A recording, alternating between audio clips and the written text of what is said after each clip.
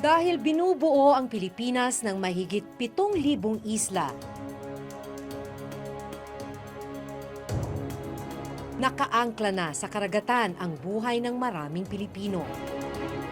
Sa loob ng daang-daang mga taon, natuto na ang marami sa atin kung paano sumabay at lumaban sa bawat alon ng karagatan. Para sa taglay nitong yaman at biyaya.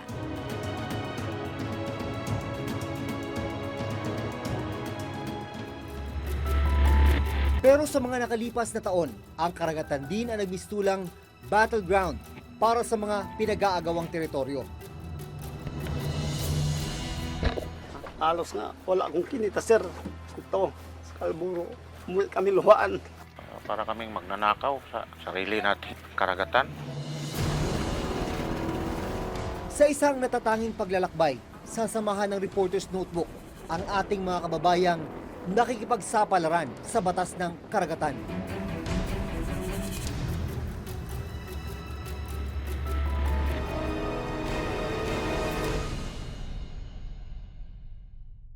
Nandito kami ngayon sa Masinloc, Zambales. Dito kadalasan nagsisimula yung biyahe ng mga mangingisda papunta sa Baho de Masinloc. Ang tinatayang tagal ng biyahe nasa 18 oras. Sakay ng malaking bangkang pangisda, sasabayan namin ang paglaot ng grupo nina Mang Delfin Egana.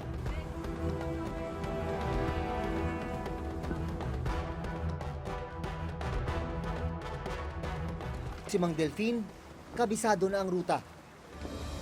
Mahigit 100 beses na kasi niyang napuntahan ang Scarborough Shoal na kung tawagin nila ay Kalboro. Bahagi na ng kanilang buhay ang pangingisda sa Scarborough. Katunayan, 15 anyos pa lang daw siya. Isinama na siya ng kanyang ama sa pangingisda roon. Kumbaga, yan talaga yung kabuhayan niyo? Oo, sir. Wala pagkabata pa ako ganyan ang hanap buhay ko na.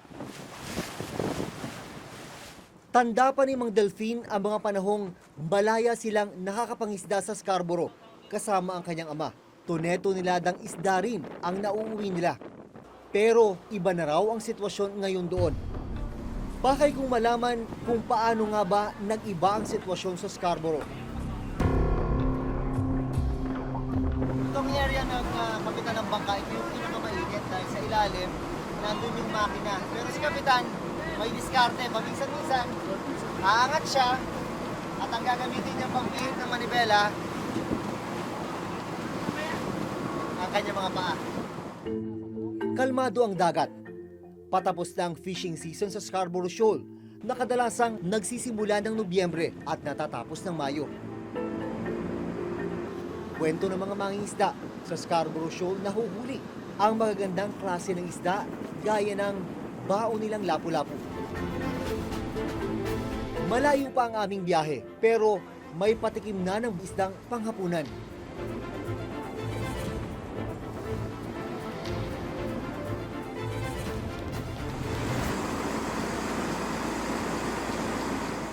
Naikwento sa amin ng kapitan ng fishing boat na si Mang Romel ang tungkol sa nangyaring standoff noon sa Scarborough sa pagitan ng Pilipinas at bansang China. Yung sinira-sira din ng mga China yung coral hanggang sa umabot ng 2012 na mayroong Chinese vessel na yung parang hinuli yata ng yun. Philippine Navy. Ang tinutukoy ni Mang Romel na standoff nagsimula matapos matsyempohan ng Philippine Navy ang 8 Chinese fishing vessels sa Scarborough Shoal na may lulang tuneto niladang endangered marine species gaya ng giant clams at mga pating. Pero sa gitna ng inspeksyon, dumating ang 2 Chinese maritime vessel na pumagitna sa barko ng Philippine Navy at ng 8 Chinese fishing vessel. Habang pinapaalis ng Chinese maritime vessel ang Pilipinas, pinapaalis din ng Philippine Navy ang barko ng China sa Scarborough Shoal. Matapos ang 2 buwan, umalis din ang barko ng Pilipinas dahil daw sa masamang panahon. We are prepared to secure our sovereignty. 中国的有关部门已经派出了政府的公务船，前往黄岩岛海域。目前呢，中方的渔船和渔民是安全的。我想重申呢，黄岩岛是中国的固有的领土，中方对黄岩岛拥有无可争辩的主权。 Kwento ni Mang Romel, ilang buwan matapos ang standoff, sinubukan nilang muling pumunta sa Scarborough Shoal o Calboro. 10 miles from Calboro, hanggang doon na lang. Di ka na talaga pwedeng papasok. Haharangin ka eh. Hindi lang isang barko ang haharang sa'yo, bali 3, hindi 4. Liliko ka, parang sinasabayan ka nila para hindi ka talaga makapasok. Hanggang muli silang pinayagang mangisda noong taong 2017. Kung sa pakiusap din ng Pilipino na pwedeng papasok, nung 2017, 5 taon rin na hindi napapasukan ng mga Pilipino yan dyan. Ang kaibahan lang, may mga Chinese Coast Guard na raw na nagbabantay. Pababa na yung araw, medyo dumidilim na, malakas yung hangin. Tumatakbo kami ngayon, mga 9 knots, pero mahaba pa yung biyahe. Abutin kami, mga umaga na siguro bago namin marating yung Baho de Masinloc. Pagsapit ng dilim, kanya-kanyang hanap na ng pwestong matutulugan. Matapos ang 16 na oras na biyahe, sa wakas, narating din namin ang Scarborough Shoal.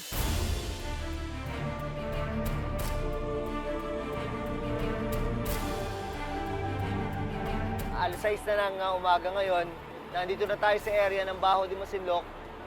Nahanap natin ngayon kung saan yung mga mangingisda na naghahanap buhay dito sa area na to. Nadatnan namin ang iba't ibang Pilipinong mangingisda sa bungad ng Scarborough Shoal. Ito na yung fishing ground ng mga mangingisda. Ito mga Pinoy na mga mangingisda itong mga to. Dumating kayo dito 26. Pangatlong gabi nyo kanina. Ang ilan sa mangingisda nakipagpalitan pa sa amin ng dala naming pagkain. Baka namin, bigyan ng tinapay, bigyan ng canned goods yung kanilang baka. Wala flashlight kami. Ang kapalit nun, bagong huling isda. Pero hindi pa man kami tumatagal sa Scarborough. Natanaw na namin mula sa malayo ang mga barko ng China Coast Guard. 4 ang aming bilang. Ang Baho de Masinloc o Scarborough Shoal ay 124 nautical miles ang layo mula sa Zambales. At nasa loob ito ng tinatawag na 200 nautical mile exclusive economic zone ng Pilipinas. Pero dito, ang makikita mo na kapalibot, hindi mga barko ng Pilipinas, kundi mga vessel ng Chinese Coast Guard.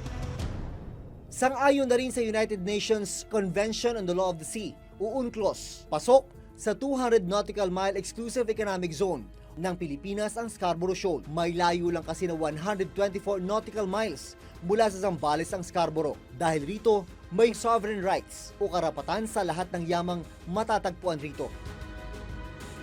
May freedom of navigation man ang ibang bansa. Pilipinas lang ang may karapatan sa lahat ng maritime resources sa Scarborough. Ilang saglit pa, papalapit sa aming bangka ang isang speedboat ng China Coast Guard. Para maiwasan ang anumang hindi pagkakaunawaan, minabuti naming itago ang dala naming mga malaking kamera at iba pang gamit. Kaya ka Masinloc, karatin lang namin. Ang pakay pala nila, manghingi ng isda. We have bread. You want bread? Dali pa namin sa Masinloc. Doon sa kabila, dali pa kami doon. That is one. What do you want? Fish daw, fish. Fish! Fish! Fish!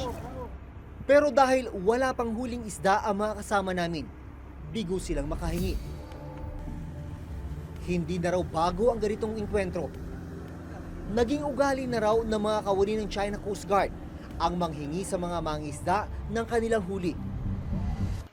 Ang ganitong pangyayari, nakuna ng cellphone video ng isang mangisda nung nakarang buwan. Sa video, makikita ang pagdating ng speedboat ng China Coast Guard. Sila rin ang Coast Guard na lumapit sa amin. Makikita sa video ang pagsampa ng 2 tauhan ng China Coast Guard sa bangka ng Pilipinong mangingisda. Ilang sandali pa, binubuksan na nila ang lagayan ng isda ng mga Pilipino. Pagkatapos, namili sila ng magagandang klaseng isda. Sinimulan na nilang punuin ang kanilang mga banyera at saka umalis mula sa bangka. Umakyat sila rito, dito. Maghahalongkat lang sila, yung ayaw kong magtintinantid. Basta walang sila nang paalam, malungkatin na yan. Yan ang masyadong parang panglitang tingin natin dito sa mga Pilipino. Parang arit na lang lahat nito. Basta nahalongkat nila sir, kunin yung gusto nila. Ilagay nila sa plastic. Pang magaganda pang kunin nila. Magagandang ano? Yung mga tanaygi, ganyan, mga lapo. Kunin nila yan, walang paalaman yan. Basta nakuha nila, alis na kaagad yan. Wala naman kayo magawa. Wala kayong magagawa po sir. Nahihimik lang kami. Parang kako na, wala naman silang mga respeto. Balita ko, karaniwan dito yung sumasampa sila sa mga bangka at kinukunin yung mga gamit. Oo, ganyan. Ako, kinuha din yung gamit ko, pana. Ayaw ko sanang ibigay. Dahil naaaran ako sa pamilya ko.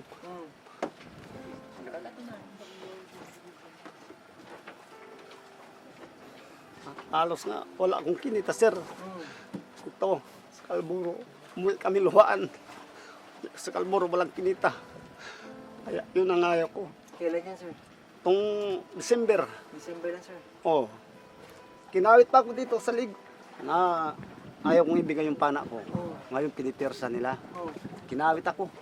Anong paano kawit ang ginawa? Automatic nga, sir, eh. Yung kawit nila umuunat, pagkatapos pag gumanon, gumagano na. Para siyang kwan. Stick. Oh. Tapos may pang ano sa dulo. Sige, tanong ka rito sa leeg. Dito lang sa damit, Sa damit. para hindi ka makatakbo. Bakit lumalangoy ka palayo? Oh. Ayaw ko ibigay yung pana ko eh. Oo. Pinipilit nila, hinabol pa nga ako eh. Tapos kinuha pa yung isda namin. Bakit daw? Ayaw ko sa kanila, yung sabi nila sa salita nila, hindi daw pwedeng mangisda sa loob. Bawal. Walang natirang gamit namin. Yung antibara lang ang natira. Sa kayapak. Umuwi kami lang sa Masinloc. Walang kinita. Ano sinabi mo sa pamilya mo? Wala, kinuha pa ako yung mga gamit ko eh. Parang naiyak din ako sa sarili ko. Wala kami kinita ngayon. At saka minsan, pag ko naisip ko yun, parang nawawala ako sa isip yung ginawa nila.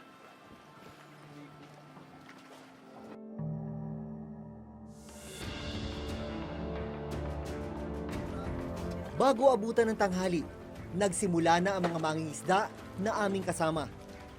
Ibinaba na ang maliliit na bangka.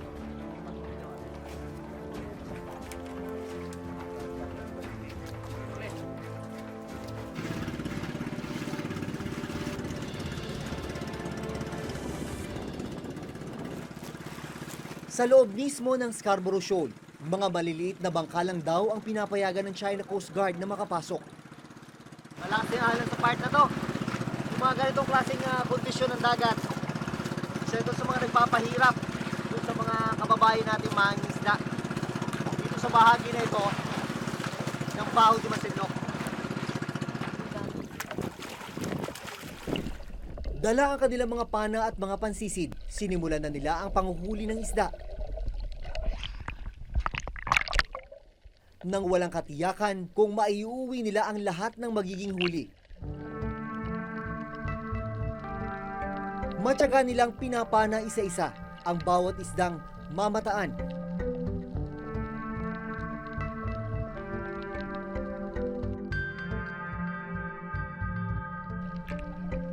Tibay ng hininga ang puhunan nila.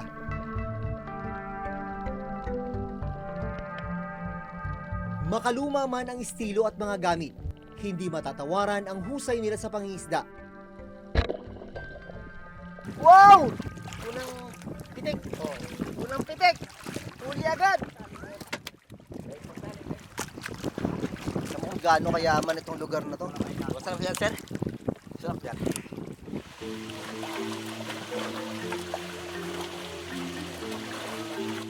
Ano pa yung mga nahuli niya? Loro. Tapos, lipte. Babayang. Kaya ganun na lamang ang nararamdaman nilang lungkot kapag kinukuha ng China Coast Guard ang mga pinaghirapan nila. Kahit sino naman ang pupunta ka dito, dumayo, pagdating mo doon, wala kang kinita. Kinuha ng mga China yung gamit mo. Kasama ko noon. Kasama kong nanisid. Hindi, siyang na unang nahuli. Sabi, ay nakita ko nga yung isda niya. Naglapit kami. Sabi ko sa kanya, kinuha lang ng China yung isda. Bakit mo ibinigay? Eh sabi ko, wag hindi ko ibigay. Ay sabi niya, ganun daw. Nangnakot pa, sabi niya, kaya binigay ko na, sabi niya. Sabi nga sa atin, nanalo nga tayo sa kaso. Baliwala naman at sila din na naghahari dito. Tayo pa ang binabawalan. Ano pa nangyari yan na sa atin naman ang Scarborough? Para kaming magnanakaw sa sarili nating sariling karagatan. Sinabi ng tribunal na mayroon nga tayong EEZ hanggang dito. Sa atin talaga yan. Ang exception lang ay yung ngang disputed area, which is yung mga isla-isla dyan sa loob, tsaka mga bato-bato dyan.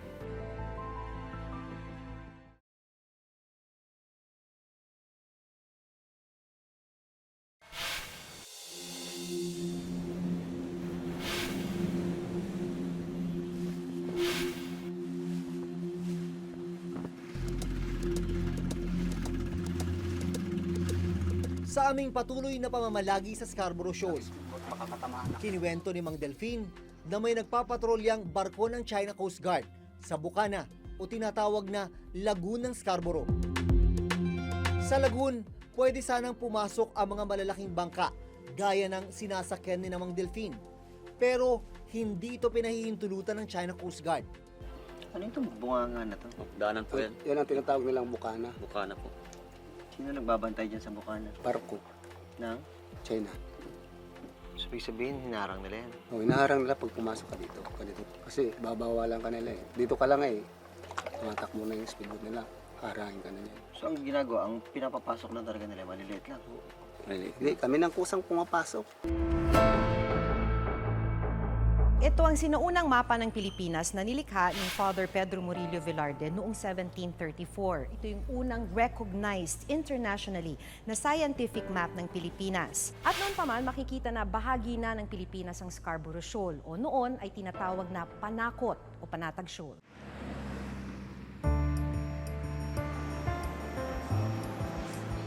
Nang makausap namin ang maritime law expert na si Dr. Batong Bakal, malinaw daw na tayo lang ang may sovereign rights sa Scarborough Shoal. Kung titignan mo yung Scarborough, yung distansya niya mula doon sa mga bahura na yun hanggang sa Zambales, mga 125 nautical miles lang yan. So clearly, it's within the EEZ. No? Tayo lang ang mayroong karapatan na mag-control ng paggamit ng natural resources dyan. Tayo dapat ang unang nag-benefit doon sa mga resources na yun. Dahil sa naganap na standoff sa pagitan ng Pilipinas at China noong 2012, nagsampa ang Pilipinas ng kaso laban sa China sa Permanent Court of Arbitration noong January 2013. Malinaw naman yung kung titignan natin ng timeline. No? 2012, nagkaroon ng standoff sa Scarborough. After a few months, nagkaroon dapat ng kasunduan na parehong aatras. Pull out. Parehong magpo-pull out. No? Nag-pull out ang Pilipinas, hindi na-pull out ang China. At nandun pa rin At sila. nandun pa rin sila hanggang ngayon, di ba? January 2013, finally, nag-decide ang Pangulong Aquino na, sige, kasuhan na natin. Unfortunately, they did not Yes, pull out of unfortunately, the pagkatapos area. ng ilang buwan, yun, they ended up in control. Sa Permanent Court of Arbitration, natuklasan na ang basehan ng China sa kanilang pag-aangkin sa ilang bahagi ng West Philippine Sea ay ang tinatawag nilang 9-dash line. Pero sa desisyong ito ng Permanent Court of Arbitration na inilabas noong 2016, nakasaad na there was no legal basis for China to claim the historic rights to resources within the seas areas falling within the 9-dash line. Ito yung sinasabi, sir, ng tribunal na no? Hindi Hindi pwede, yan pwede. hindi nyo pwedeng angkinin yung buong karagatan ng South China Sea. So, ibig sabihin, sir, itong pula na to, yan yung sinasabi nilang kanila. Oo. Pero Pero ang actually, sinasabi, sir, Dapat mga hanggang dito lang kayo. Yan. dapat hanggang dito lang. Oo. Ang easy mo Oo. na China, Oo. di ba? Tayo naman, sir, yung Tayo? Pilipinas, Sinabi ng tribunal na mayroon nga tayong EEZ hanggang dito. Oo. Sa atin talaga yan. Ang exception lang ay yung ngang disputed area, which is yung mga isla-isla dyan sa loob, tsaka mga bato-bato dyan. Yung team ng Reporter's Notebook, sir, nagpunta doon eh. Tapos talagang in-inspection daw ng mga Chinese Coast Guard yung mga huli Okay. nung mga Oh, yeah, Filipino that's fishermen. clear evidence of control and administration. What do you mean? Eh kung ikaw ay lagi kang ini-inspect nga, no? At maaring mangyari na pag nakita nilang meron kang maling ginawa, ay maaari ka nilang gawan ng sanction, no? Eh, obviously that is control. Lagi silang nandun, no? Walang panahon na darating ka doon na wala sila. That is occupation. Pinakita namin sa presidential spokesperson ng video kung saan nakuna ng ilang Chinese Coast Guard na pinipili at kinukuha ang nahuling isda ng mga Pilipinong mangingisda. At ayon sa Malacanang, kung mapatunayang nalabag ang karapatan ng mga Pilipino, maghahain ng protesta ang gobyerno laban sa China. Ay, madali po yan. Irereklamo natin yan sa bansang China. Dahil ang pagkakaintindi po natin, dahil tayo magkaibigan na, ay dapat hinahayaan maghanap buhay ang ating mga mangingisda doon.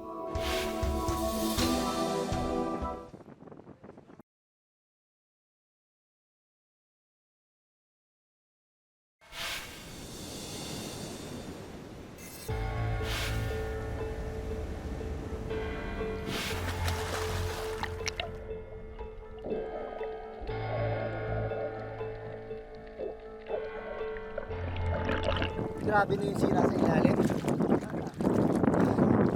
Kulay abo na. Kanilang mga corals, wasak-wasak. Yan na yung artificial island na nilagay nila dyan. Napakalaki niya, napakahaba. Pwede yan gamitin ng mga fighter aircraft at mga bombers. Hindi yan pang-defense lang. No? Pwede rin yan gamitin for offensive purposes kasi nga pwedeng bombers ang dala dyan eh. So may doon din missiles na manggagana. rito, sir? Meron na daw, anti-aircraft and anti-ship missiles.